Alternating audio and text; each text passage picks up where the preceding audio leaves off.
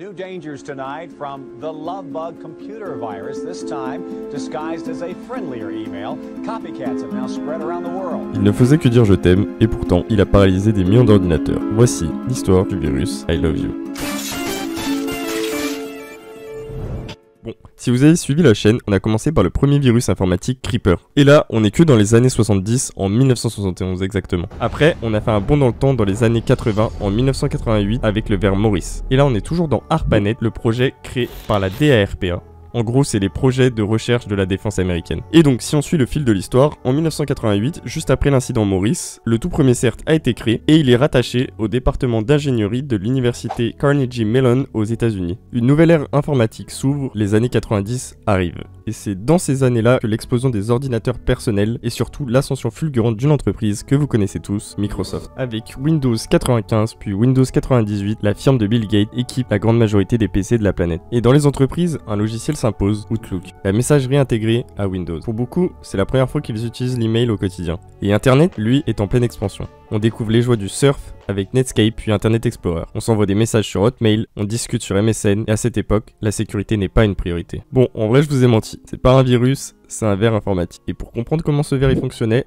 et comment il a pu exister, il faut s'attarder sur un outil que Microsoft avait intégré directement dans Windows, le Visual Basic Script, plus connu sous le nom de VBS. Créé au milieu des années 90, ce langage de script était basé sur le célèbre Visual Basic. L'idée de Microsoft derrière était simple, offrir aux administrateurs et aux développeurs un moyen d'automatiser facilement des tâches sur Windows. Et grâce au VBS, on pouvait écrire en quelques lignes un code pour par exemple déplacer des fichiers, lancer des programmes ou envoyer des emails. Le seul problème, c'est que ce langage était extrêmement permissif et surtout, il suffisait d'un double clic pour les exécuter. Et Windows à l'époque traitait ces scripts comme des fonctionnalités légitimes sans avertissement particulier pour un utilisateur. Autrement dit, n'importe qui pouvait écrire un script VBS, l'envoyer par email et si la victime ouvrait la pièce jointe, le code s'exécutait alors sur sa machine immédiatement avec tous les droits de l'utilisateur. Et vous vous doutez bien qu'à cette époque, les antivirus étaient encore rudimentaires. Et donc, la majorité des gens ne savaient pas distinguer une extension .txt d'un .vbs. Et c'est précisément cette faille de confiance qu'a exploité le ver I Love You. Et si on testait le ver comme dans les années 2000. Pour ce faire, on va recréer du coup une machine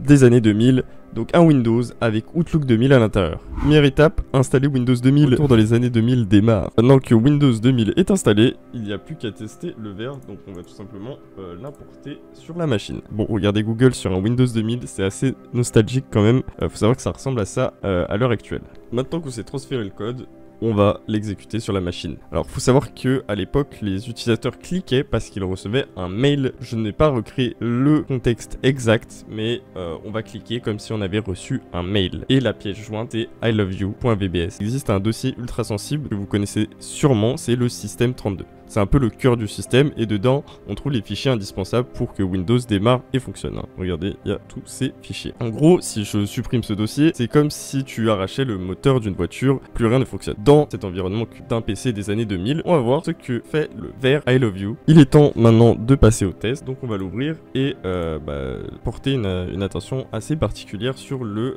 système 32. Donc là, on ouvre. Faut savoir que j'ai modifié le script en avance pour la vidéo, tout simplement. Donc là, on clique sur ouvrir et vous allez voir qu'il va copier certains fichiers justement dans le système 32. Dans le vrai contexte, il envoie aussi un mail à tous les contacts qu'on a sur Outlook. Là, dans mon cas, je n'en ai pas et j'ai pas d'autres ordinateurs connectés, j'ai qu'un poste fictif d'une machine virtuelle, donc il va pas pouvoir envoyer à d'autres contacts le ver, tout simplement. Vous avez vu à quel point c'était rapide, je n'ai pas eu de message d'avertissement de Windows pour me dire que j'ai exécuté du code qui était malveillant et j'ai pu toucher à des dossiers sensibles, donc notamment le système 32. Maintenant qu'on a vu comment le ver fonctionnait, à l'époque, la question était d'où provient ce ver? Qui c'est qui l'a écrit?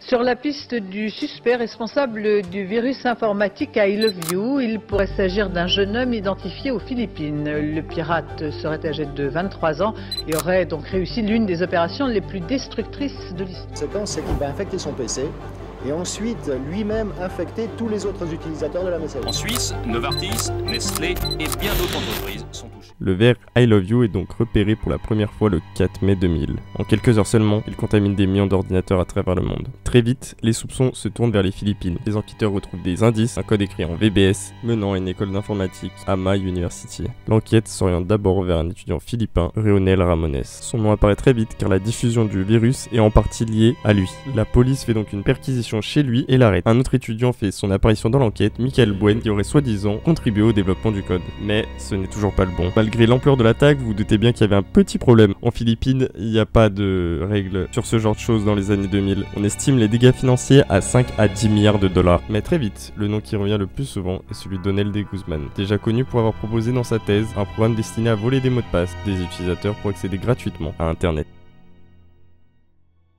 Pendant des années, l'affaire I Love You est restée floue. On savait que tout pointait vers Leonel de Guzman, mais il n'avait jamais vraiment reconnu les faits. Ce n'est que 20 ans plus tard, en 2020, qu'il avoue enfin être l'auteur du verre. Il explique qu'il ne voulait pas provoquer une catastrophe mondiale, mais seulement trouver un moyen d'accéder gratuitement à Internet. C'est donc un simple message d'amour qui a fini par coûter des milliards au monde entier. Et voilà, c'était l'histoire du verre I Love You.